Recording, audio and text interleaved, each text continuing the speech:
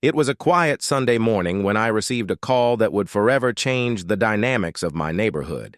An ambulance had been trying to reach a house just down the street from mine, but it was blocked by a car parked right in front of the driveway. The car belonged to none other than Karen, the woman who lived across the street, known for her strict adherence to HOA rules, even when common sense went out the window. The ambulance had been stuck for several crucial minutes, delaying the emergency response, and by the time it reached the house, it was too late. This moment pushed me past the breaking point.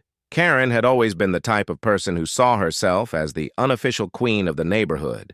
She was always quick to report even the smallest infractions, from lawn ornaments to the positioning of trash cans. But this incident felt like the last straw. It wasn't just about parking. It was about the selfishness and lack of consideration for others that she had displayed time and time again. I decided that I wasn't going to let her go on thinking she could control everything without facing any consequences.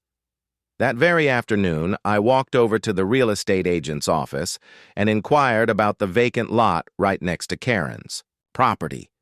Coincidentally, it was up for sale. The idea hit me like a bolt of lightning. What better way to make a statement than by purchasing the lot and building something that would forever disrupt Karen's life? A few weeks later, after the paperwork was finalized, construction began. I didn't just build a regular house or a fence. I built a helipad. It was the perfect symbol of defiance, a literal representation of how I could rise above her pettiness.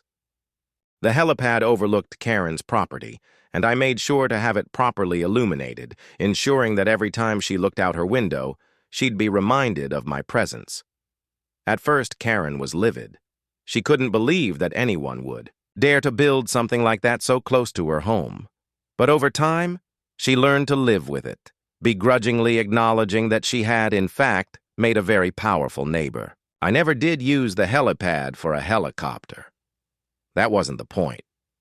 The point was that, in the end, it was I who had the last laugh. Karen's attempts to control the neighborhood had come to a screeching halt, and I had proven that sometimes the best revenge is simply living well and building high.